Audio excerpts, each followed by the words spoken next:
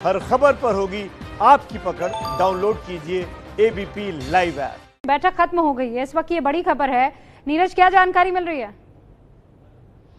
जी बिल्कुल रूपिका, मैं आपको बता दूं, अभी भी जो जानकारी मिली है करीब 9:15 बजे 9:15 में मीटिंग ओवर हो चुकी है, बैठक खत्म हो चुकी है। प्रधानमंत्री ने सबको कंक्लूड करते हुए सबको धन्यवाद दिया है और प्रधानमंत्री ने एक बहुत ही सकारात्मक मुख्यमंत्रियों की जो उनसे सहयोग मिल रहा है उसके लिए सबको धन्यवाद दिया कि आप लोग एक टीम के रूप में काम कर रहे हैं और सब लोगों का जो सकारात्मक रवैया है कोविड-19 से लड़ाई के लिए वो एक बहुत ही अच्छा रहा है। उन्होंने सबकी बातें सुनी, सबके पॉइंट्स नोट किए और माना जा रहा है अगले 1-2 दिन में, आज तो नहीं, अभी कोई ऐसी प्रेस ब्रीफिंग नहीं होने जा रही है, लेकिन अगले 1-2 दिन में कोई सबकी जो मुख्यमंत्रियों से बात हुई प्रधानमंत्री की, उस पर एक कोई नई गाइडलाइन सामने आएगी जिस पर जो है आगे का रोड मैप तय होगा। क्योंकि अभी 6 दिन बाकी है, ये जो लॉकडाउन 3 है इसको 6 दिन बाकी है, 17 तारीख को यह समाप्त हो रहा है। तो 17 के बाद ये एक्सटेंड करेगा, नहीं एक्सटेंड करेगा, अगर एक्सटेंड करता है तो किन रियायतों के साथ करेगा, ये इन 6 दिनों में जो मुख्यमंत्रियों के साथ बातचीत हुई है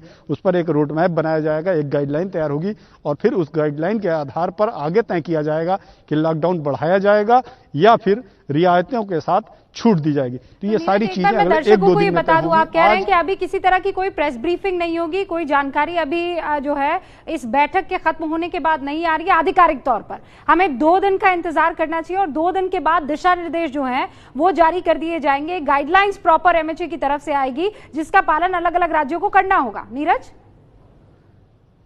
जी, मैं 2 चीजें इसमें है, इस मीटिंग को लेकर एक अभी प्रेस रिलीज थोड़ी देर में आ सकती है प्रधानमंत्री की तरफ से, लेकिन क्या फैसला होगा लॉकडाउन पर, लॉकडाउन को लेकर क्या फैसला होगा, भविष्य की योजना क्या होगी, उसको लेकर एक डिटेल ब्रीफ अगले 1 दिन के बाद संभवतः आएगी जो हमें जानकारी मिल रही। लेकिन आज उस निर्णय को लेकर कोई ब्रीफ नहीं आने वाला है या कोई हम लोग को जानकारी नहीं आने वाली।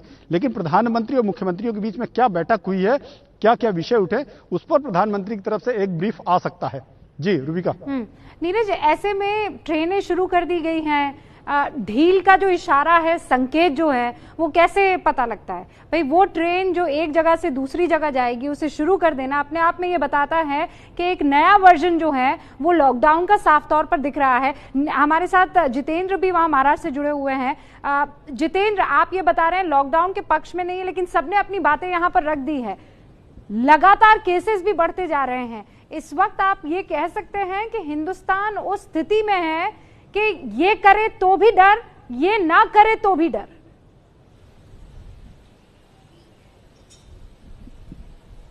जी हाँ, और मैं अगर महाराष्ट्र के पर्सपेक्टिव से बोलूं तो ये मामला जो है एक तरह से दोधारी तलवार का है।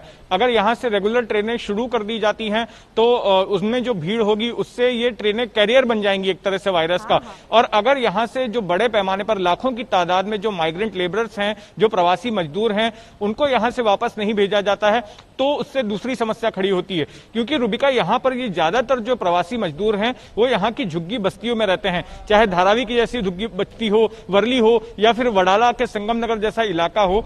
तो इन तमाम इलाकों में ये सारे प्रवासी मजदूर जो है पश्चिम बंगाल के, उत्तर प्रदेश के, बिहार के, उत्तराखंड के सारे मजदूर जो है यहाँ पर रहते हैं और यहाँ पर कोई सोशल डिस्टेंसिंग का पालन नहीं होता है। कॉमन टॉयलेट्स हैं, कॉमन टैप्स हैं और जो छोटे छोटे कमरों में 5 से लेकर के 15 तक लोग रहते हैं। धारावी की अगर मैं मिसाल दूं तो वहां पर बहुत सारे चमड़ा फैक्ट्रीज हैं, तो उनके वर्कर्स क्या करते थे, छोटे छोटे कमरों में अगर 15 लोग हैं तो 7-8 लोग दिन में काम करते थे और बाकी के 6-7 लोग रात को काम करते थे, तो वो उसमें रह लेते थे। लेकिन अब सारे लोग चूंकि कारखाने बंद हैं तो उन्हीं कमरों में सिमट कर रहते हैं और वहां पर बहुत सारी पतली सकरी गलियां हैं, तो ऐसे में सोशल डिस्टेंसिंग नहीं हो सकती।